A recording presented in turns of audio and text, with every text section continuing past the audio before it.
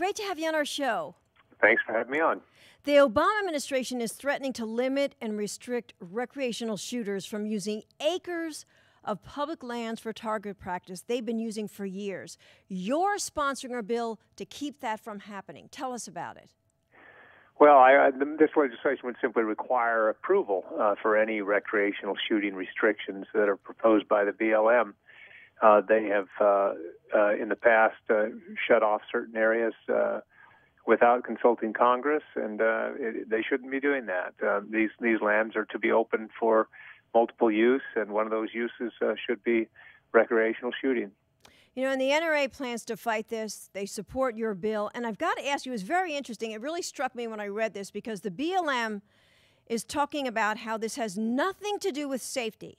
It's what they're calling a social conflict issue because, quote, urbanites are freaking out when they hear shooting on public lands. Your reaction to that? Oh, you know, I really don't think that's the case. If that were the case, they would restrict areas just near urban areas, and or they would be far more judicious about the lands that they left, took off the books for shooting. So that just doesn't make sense. It seems they have more of an agenda than that.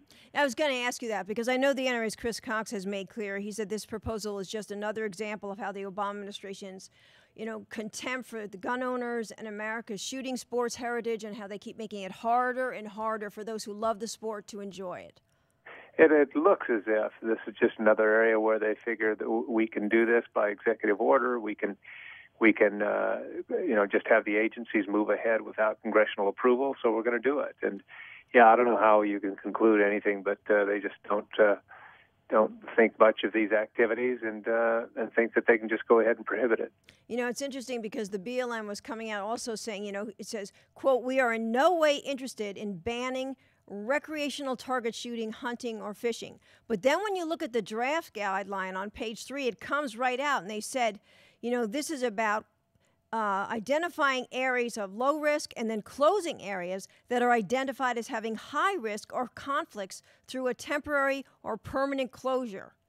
And right. Now they put forward, or those initial regulations were leaked. They've since been rescinded.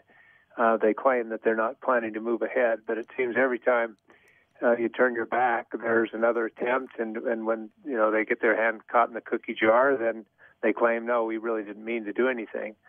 But every time you turn around again, there they go. Yeah. So I think that it's better to have legislation like this that simply instructs them, you are to manage national monument land in a manner that supports and promotes and enhances recreational shooting opportunities, and instruct them that way. And then when they do anything contrary to that, we can move with legislation to block funding or do whatever. Mm-hmm. Have you heard from a lot of people, constituents, concerned about what they're hearing about this?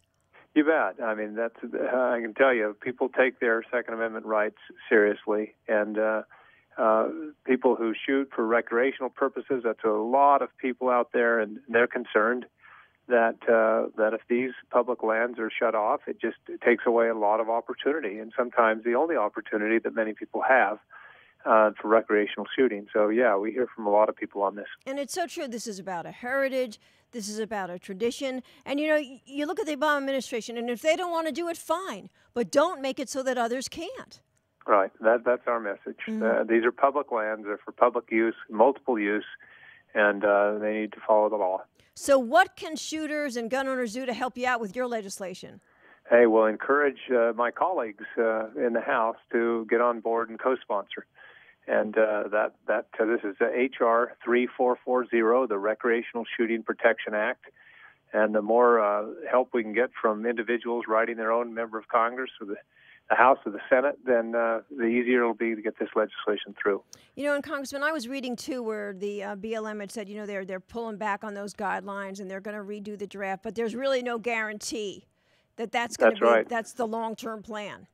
That's right, and that's why we need this legislation on the books, and then there's no question about what the intent of the Congress is, and, when they spend money that's been authorized and appropriated by Congress, they know they'll have to follow the law. Yeah, and it's interesting. I mean, for decades, these lands have been used, and all of a sudden it's a problem because somebody wants to walk their dog and they don't want to hear shooting.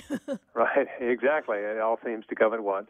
So anyway, well, I appreciate you doing this and appreciate your show and you reaching out to us on this. This will help. All righty. Well, we thank you for what you're doing and have a great Thanksgiving. You bet. Thank you. All righty, You sir. too.